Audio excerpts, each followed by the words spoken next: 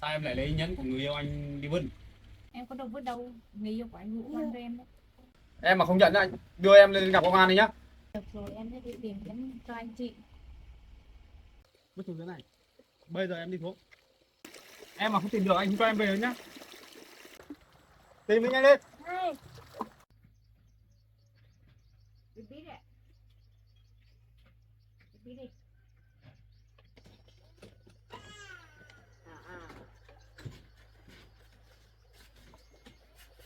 Biết biết nhỉ. Biết biết. Ngồi xuống rồi đó. Ngồi xuống thế này nữa hay đi em nhanh nhá. Em ơi. Em sắp đi bộ mà đứng nhớ không? Ngồi chơi với bà nhá. Bà cắt rau cho mẹ đi bán nhé.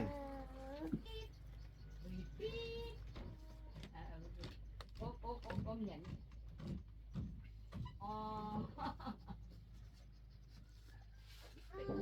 Alo. Ai ơi. Em bé Kiều Tiên ơi. Em bé Kiều Tiên ơi. Nhà của em đâu rồi trai. Em đi lấy cái ô đi. Ô toàn mua về. Em Nắng là quá. ai cô Sáng gái sớm là nắng hay nàng tin. Ôi không đi đâu. Ta ta ta ta ta ta ta ta.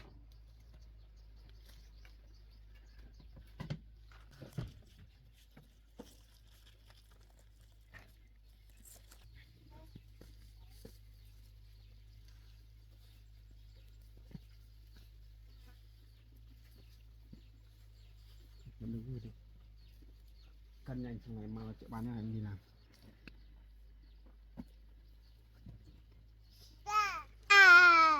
À, nhờ rớt mùng tơi.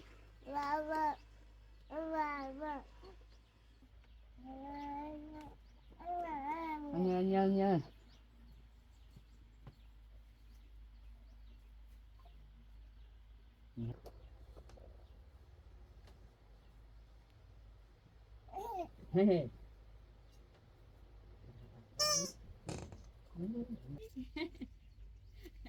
Cắt hết đi. Cái cây nhỏ nhỏ đấy phải cắt hết mà nó mới lên Ở được. kia, cái quần áo thôi. Ờ.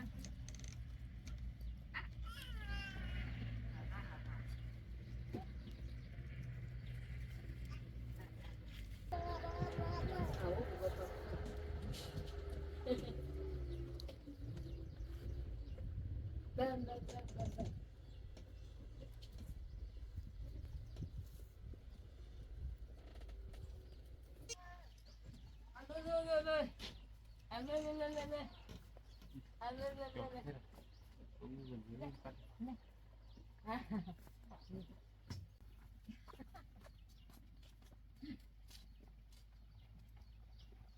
Mở con chân của cháu á.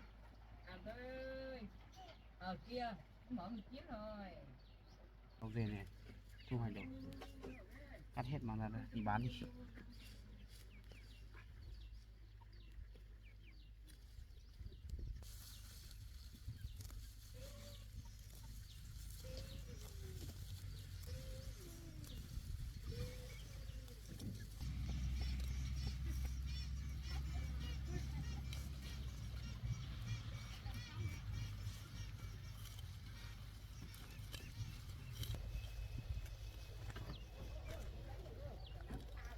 Cái con bé này, anh gọi hẹn từ hôm qua giờ mà chưa thấy nó đến nhỉ?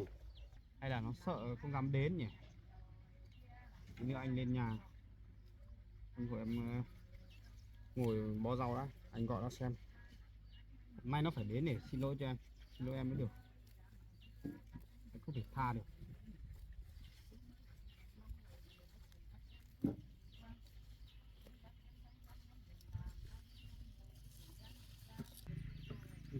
Con rắn thì sao em ơi?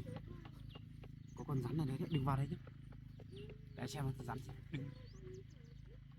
Em cầm cái vùi. Chọc xem nào, nó phải có rắn thật. Ui, có rắn thật.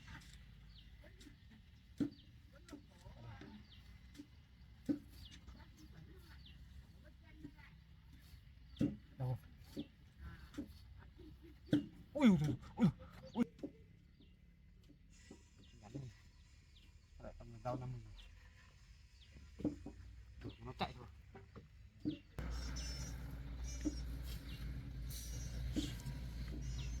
chạy đi, chạy thì ta đập chết đây nhá, chạy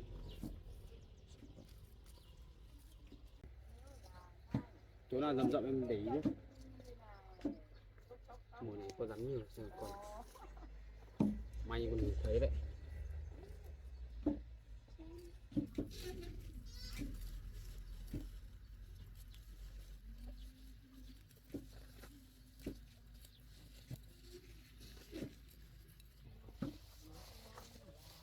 Rau này đi bán thì họ thích lắm đấy. Hai bà cháu làm gì thế chứ?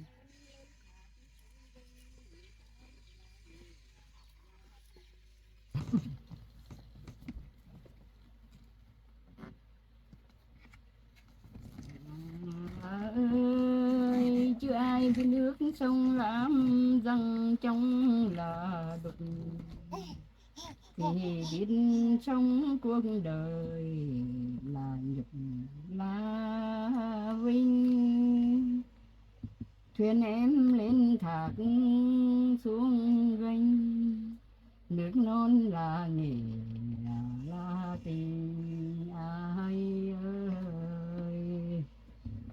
Rằng ơi dù còn nghe tiếng chiều dâng hòn ngư cá nhảy, anh thanh niên nhị hài chắc cánh tay đưa những chuyến phà sang sao sạt đêm nay. Ơi thiết tha vô vàn tiếng hát chiều nay, mỗi tay cày làm đường chiến sĩ đào mương khai phá rừng hoang, trồng thêm nhánh khói xanh trên thềm hạt mầm giống.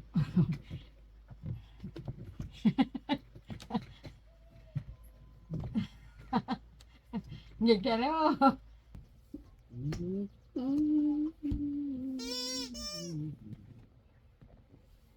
Ồ, nghịch lắm, luẩn qua hết cả.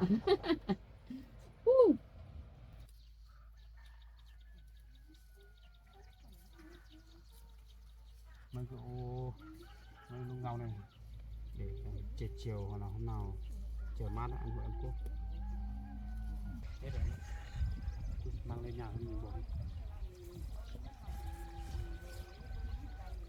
cầm em cầm rau.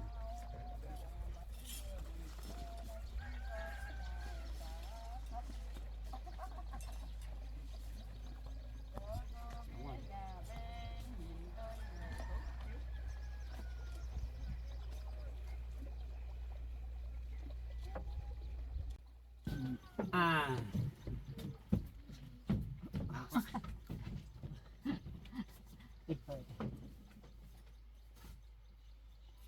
Mà mình mẹ ơi, mẹ ơi, này làm đúng chưa? ui em ơi chỗ này nóng quá, Đúng chưa? mang rau vào chỗ nào để cho mát đi quá. Đây, đưa, cái đây, đưa, Cho bé đây nhá. đưa, cái đây, đưa, đây. Ngồi để cho mát.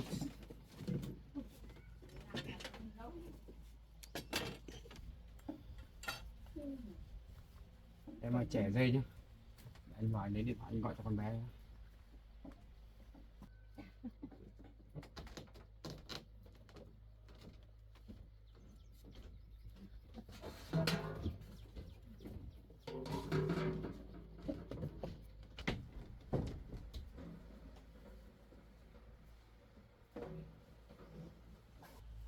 Để gọi xem con bé này mà không đến á anh đến tận nhà luôn đấy.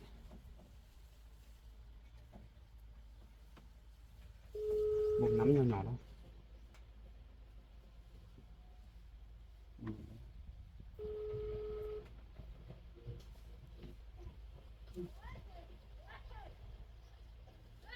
Em ơi, Anh bảo là hôm nay em lên chỗ nhà Mận mà, không lên à? Em có lên đâu. Sao lại không lên? Em đang bận, không có cả thời gian để lên nhà anh đâu. Em lại nói dối đúng không? Nói dối gì, em đang bận đấy. Người như em thì có việc gì mà bận. Chắc là sợ không dám lên đúng không? Em mà không lên đấy là anh gọi công an đấy nhá. Em có biết là em làm mất đồ của người khác là em vi phạm không? Có tội đấy nhá. Em có lên không? Vâng, cứ từ từ, rồi em lên nhá. Lên nhanh lên. Không là anh là gọi công an đến tận nhà nhá. Từ từ, em khắc lên nhá. Nhanh đi.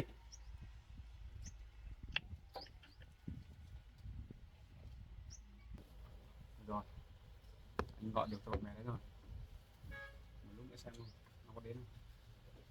Anh phải bắt nó đi mò cái chỗ nó làm mất cái nhẫn của em ấy. Có sao? Vào trong nhỉ? Cho đến tận nơi lặn bằng được.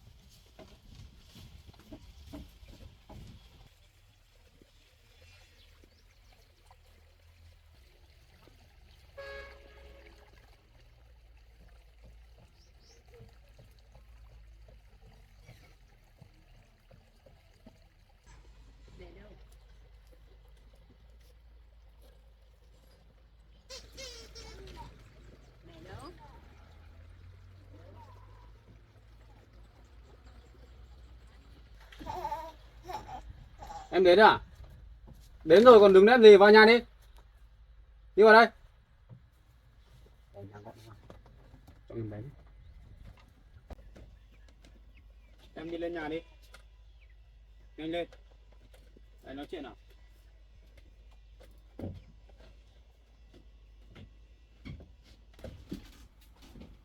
Em ngồi đây. Ngồi xuống đây.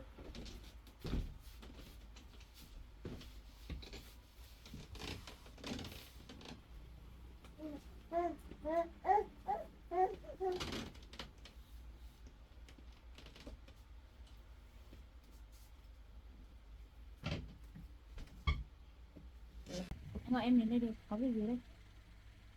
Thì từ lúc anh gọi điện thoại cho em ấy, cái chẳng nói rõ đấy. Còn giả vờ giả ngây ngô không biết gì. Em biết gì rồi? Sao em lại lấy nhẫn của người yêu anh đi vứt? Em có đâu vứt đâu, người yêu của anh Vũ mang cho em đấy.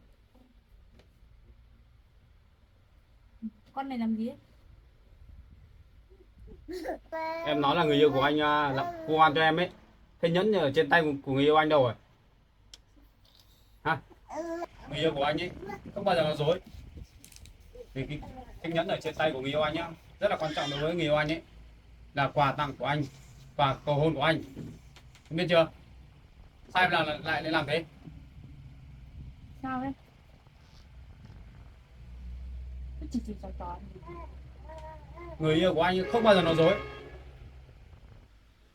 Là chính em làm đúng không? Em nói mau. Em mà không nhận anh đưa em lên gặp công an đi nhá. Anh cho em hai lựa chọn nhá. Một là em với anh lên gặp công an để giải quyết. Còn hai là em với anh với người yêu anh nữa đi tìm lại cái nhẫn kia cho anh. Ngay bây giờ. Hiểu không? Nào em chọn đi. Được rồi, em sẽ đi tìm nhẫn cho anh chị. Thế là được chưa? Anh chị đừng đưa em lên đồn nhé. Thế thì tốt. Bây giờ Em và anh với người yêu anh đi nhá. Đi tìm luôn. Nếu mà tìm không thấy là em liệu hồn đấy. Đi em. Mình đi tìm lại nhân. Đi. Bà ơi. Bà ở nhà trông cháu nhá. Cháu với Mận chạy ra ngoài có tí việc. Bà trông cháu cẩn thận nhá. Bà đi một lúc cháu về. Đi em. Nào đi. Dẫn đường cho anh đi nào. Vứt ở đâu?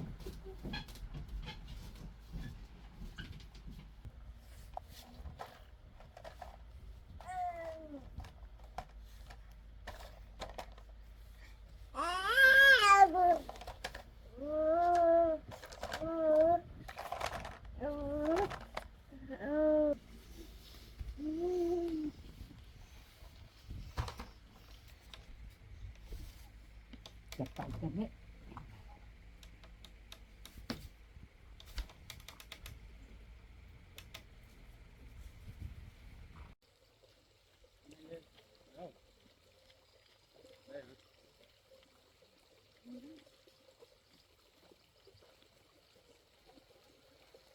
Em vứt xuống đâu? Vứt xuống dưới này. Bây giờ em đi xuống. Đi xuống. Đi mỏi ra. Em thấy thôi nhá. Đi lên. Em cứ đứng đấy để cho em tự đi nào. Lên, đi mò lên. Lên đi.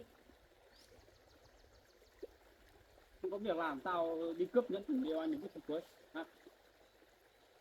Cái tay mò xuống. Đây thằng này vứt ở đâu? Vứt đấy gì? Đi.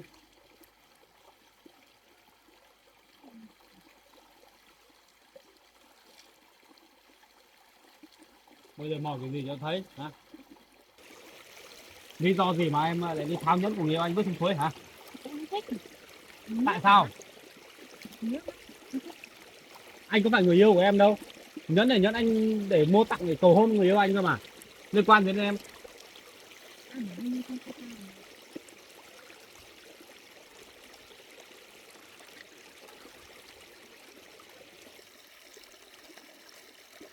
Tìm lên. Em mà không tìm được anh không cho em về nữa nhá.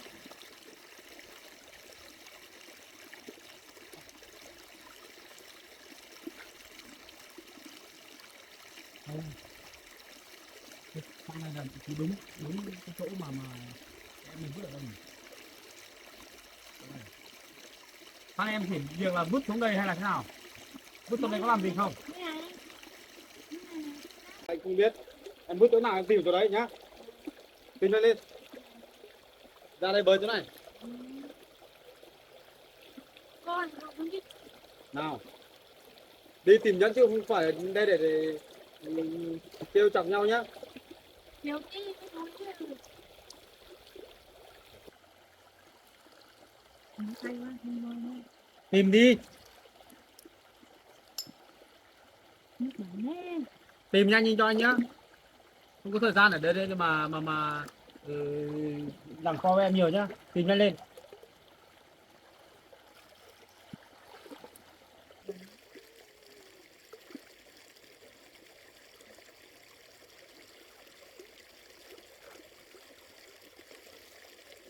Anh bảo anh đưa mình đâu có tàn. Theo em đỡ phải mất rồi.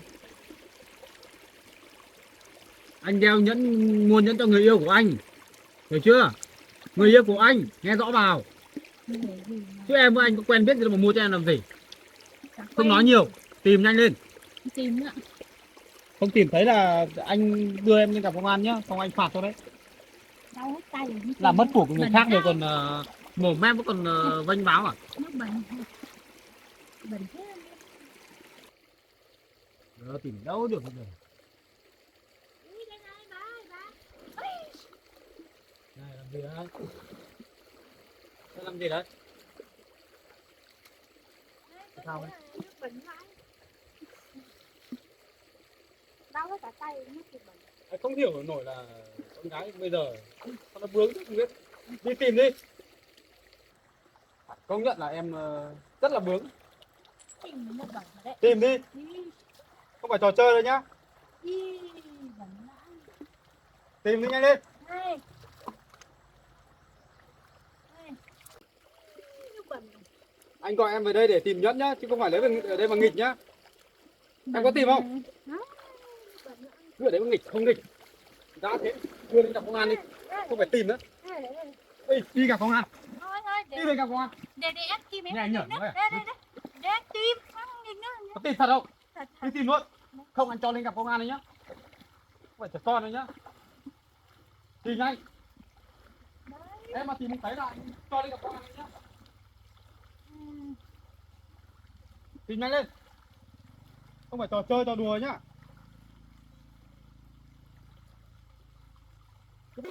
Tìm nhanh lên.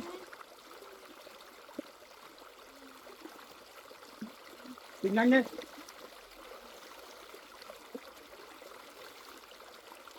Nào. Tìm đi nhá, tìm thật đấy. Không phải là đang nghịch trò chơi đấy nhá. Cái nhẫn này rất là quan trọng đấy.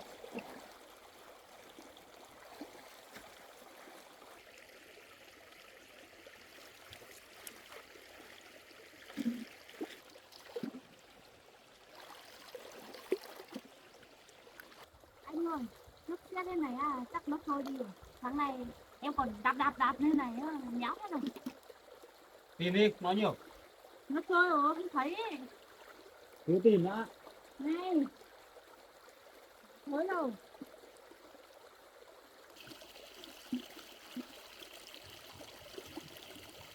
Không thấy đâu.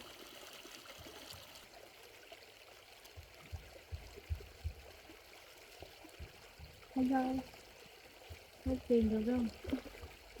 Tìm không thấy gì hết, đâu hết cả tay. Không sao em đừng để em nói cách cho. Em nói thế mà nghe được à? Ai chả biết ở ngoài kia đầy nhẫn, nhiều nhẫn. Em có biết cái nhẫn này rất là quan trọng không? Cái chiếc nhẫn anh tặng cho người yêu anh ấy là cả bao nhiêu tình cảm của anh ở đấy đấy. Em mua cái khác thì nói đơn giản chứ anh có cần cái loại nhẫn ngoài đâu. Em biết rồi, nhưng mà cái vấn đề quan trọng anh chị nhưng mà em cứ mãi em thấy cho em xin lỗi anh chị hay là cho em cái khác đền cho anh chị nhé.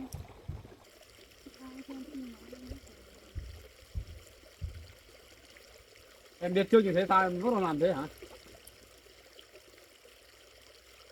Bây giờ là mất nhẫn của anh rồi. Em làm mất nhẫn của người yêu anh rồi, bây giờ làm nào?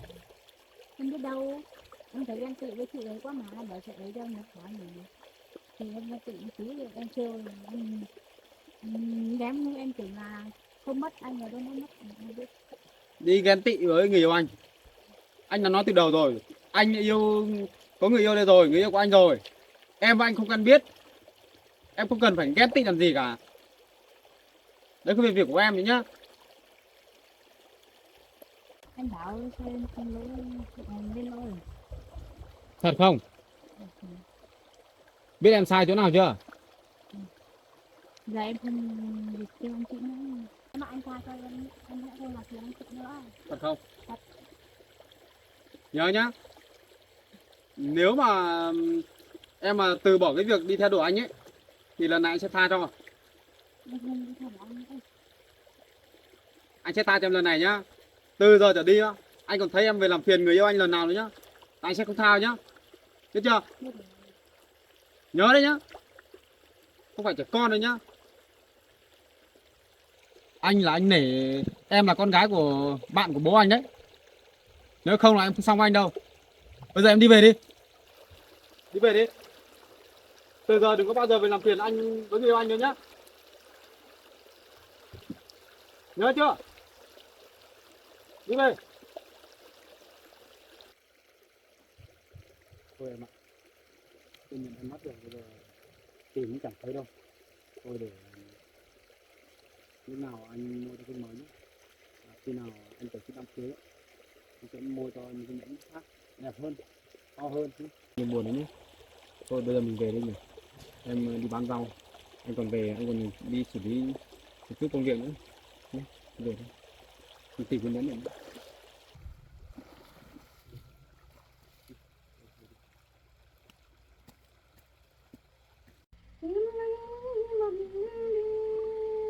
Con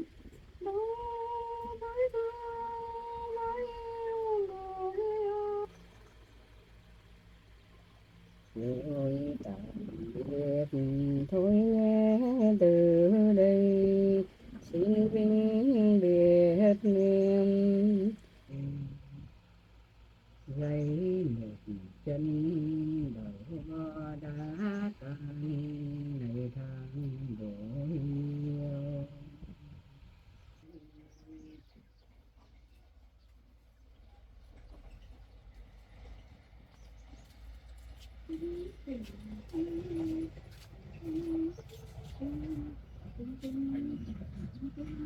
Rất là tiếc giá trị không lớn nhưng mà đó là quà vô giá với thằng thế. Trên nhân đấy là minh chứng cho tình yêu của anh dành cho em, mà bây giờ thì không thấy rồi thì thôi nhỉ.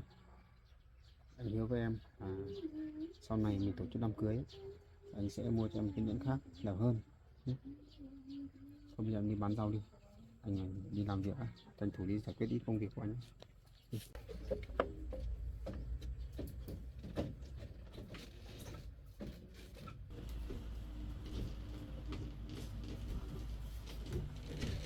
Em đi đựng rau vui đi, đi bán nhé, chuẩn bị đổi vào đi luôn đấy.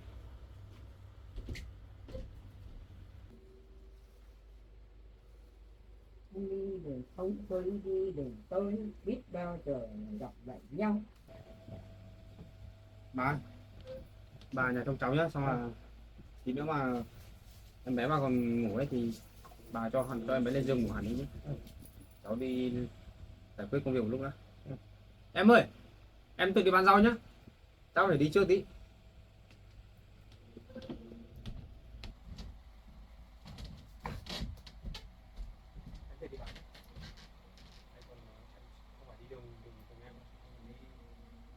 Trên thì ở trong có chút việc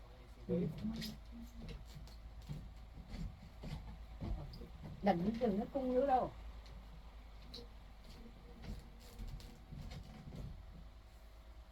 Anh không ngủ đâu. Anh đừng nó chịu lại.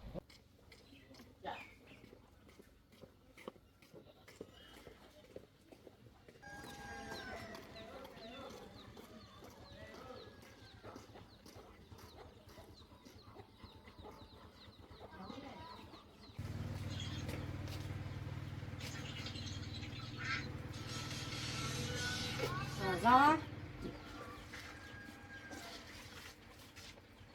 bán thế nào rồi?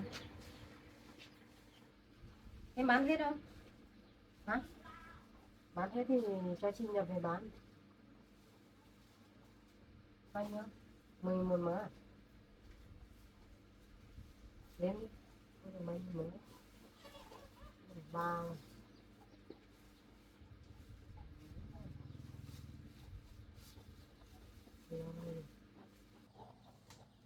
Này. 12. Một cái đấy nhỉ. 4 bó 140 nhá.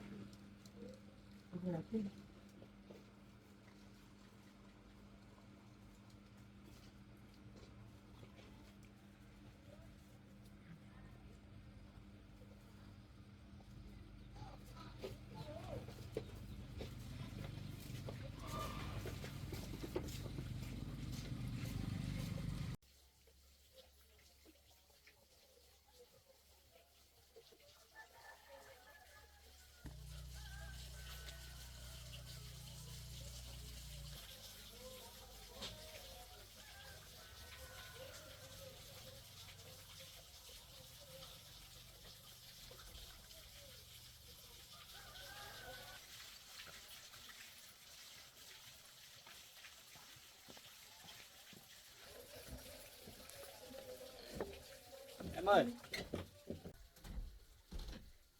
Mận chưa về bà? Chưa.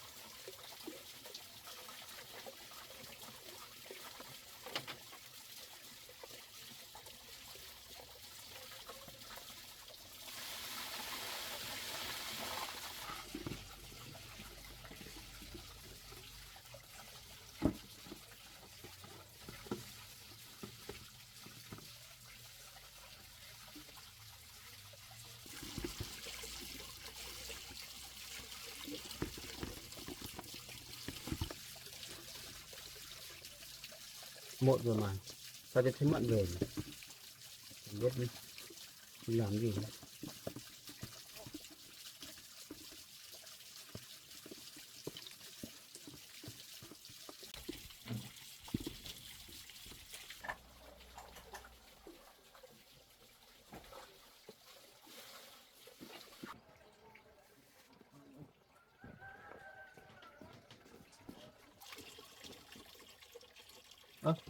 Anh đi làm về rồi? Đi làm về muộn lắm. Đến nhà đi.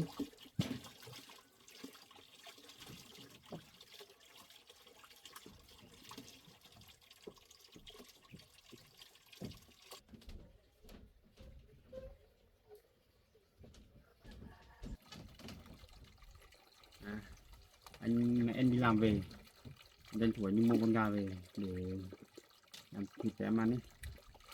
Chắc lâu lắm em chưa được ăn thịt gà đâu.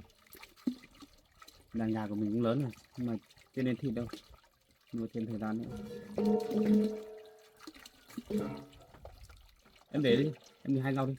Vào vườn là hái ít rau xanh mình nấu canh. Anh làm này tí là xong.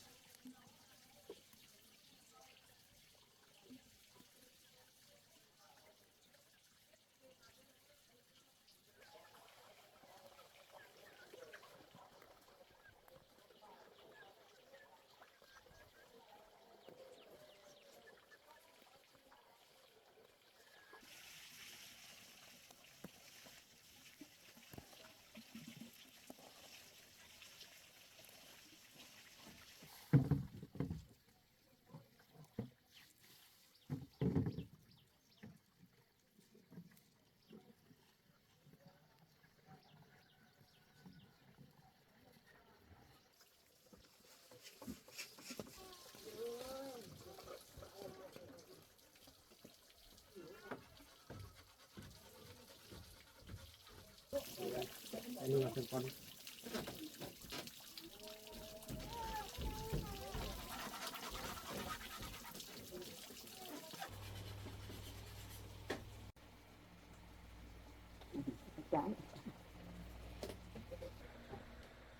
Bà đi nhà chị gái, hai cháu làm rau để ăn cơm nha.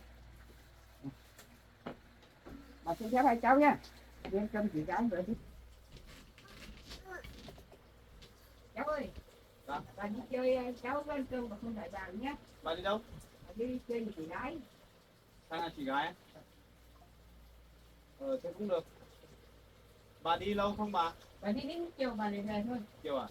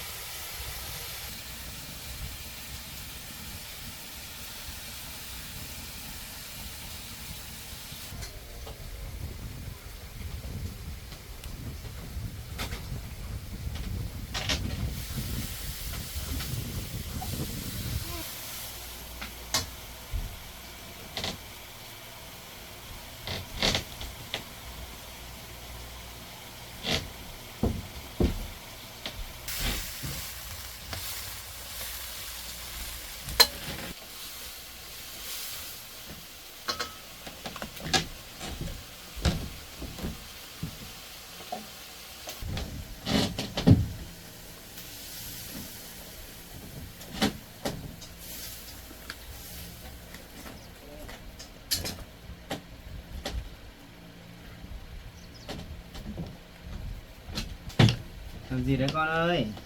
Làm gì úp ở dưới sàn này? Ừ? Làm cái gì thế này? Có biết hôm mẹ nhặt không đây? Ừ? Làm gì đây? Làm cái gì đây? Không phải đấy đúng không?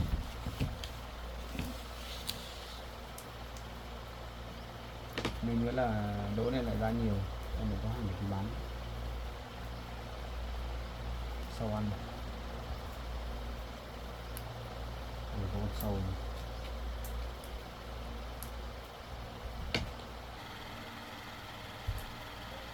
Cái gì nó nóng, sâu nó nhiều lắm. À, cho bố xin. Bố xin nhá. Tôi xào cho em ăn nhá. Không nghịch nhá. Không nghịch nhá. Đây. Bé nghịch cái này nhá. Này. Được chưa? Không cho mồm nhá.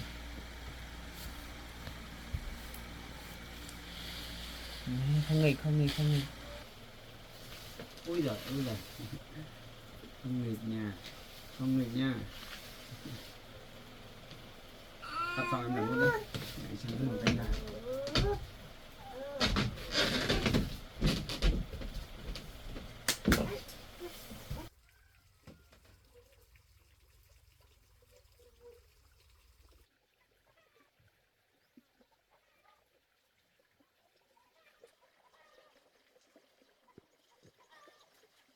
Cơm thôi nè. Chín rồi. Thôi, đi để bát đi.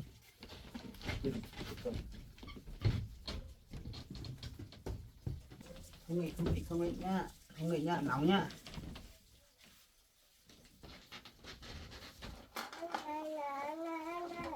Rồi, bật quạt quá. Quạt đi.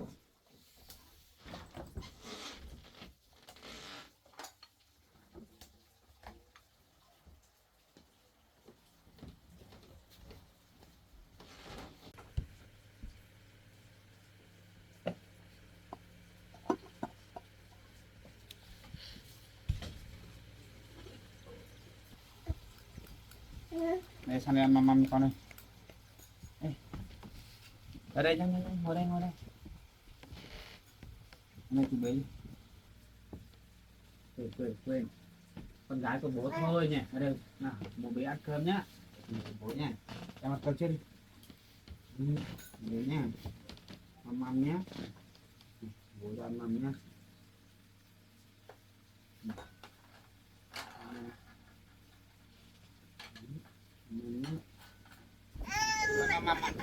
Đây.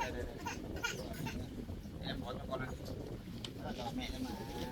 Đi ra trên này bạn nhé. Đi. Măm đi.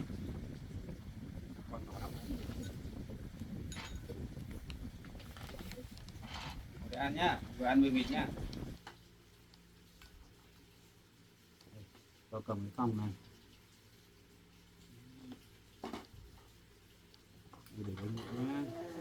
Con cầm này nhá. Ăn đi. Măm đúng rồi.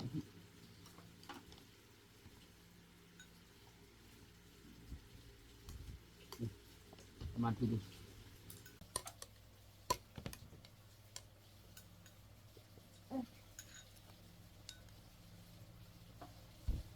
Tập ăn còng đi. Đấy. Tập cầm đi nhé. Không cầm đũa đâu. Thích rồi. Ăn cơm măm nữa nhé. No mới nghỉ được nhá. Em vừa bón vừa ăn cơm.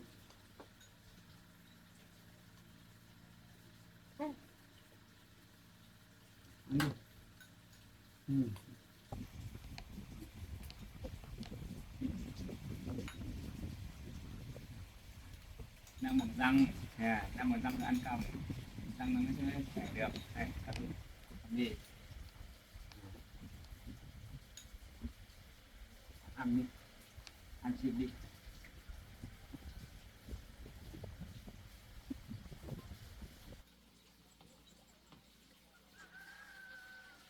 Để em ăn đi. Tập ăn còng nhá. Tập ăn thịt nhá. Đây này, ăn.